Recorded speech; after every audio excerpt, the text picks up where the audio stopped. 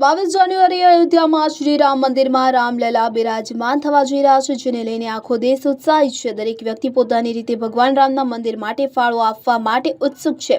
આ પ્રયાસને આગળ ધપાવતા અખિલ ભારતીય ડબગર સમાજ દ્વારા મુખ્ય મંદિર માટે 700 કિલો પાવર સ્ટીયરિંગ રથ સાથે ખાસ 450 કિલોના નગારા બનાવાયા છે, જેને રામલલા પ્રાણ પ્રતિષ્ઠા મહોત્સવ પહેલા અયોધ્યામાં રામ મંદિરમાં પહોંચાડવામાં આવશે। અમદાવાદના દરિયાપુરમાં 450 કિલોના ખાસ નગારા બનાવાઈ રહ્યા છે। મળતી માહિતી અનુસાર 8 જાન્યુઆરીએ નગારાને અમદાવાદથી અયોધ્યા મોકલવામાં આવશે। ત્યાં સુધી દરિયાપુરમાં તેનો અલૌકિક પડઘો સંભળાશે। આ ઢોલની એક ઝલક જોવા માટે લોકો પહોંચી રહ્યા છે। આ ઢોલ જ્યારે અયોધ્યા તરફ રવાના થશે ત્યારે રસ્તામાં વચ્ચે કેટલીક જગ્યાએ આ ઢોલનું સ્વાગત કરવામાં આવશે।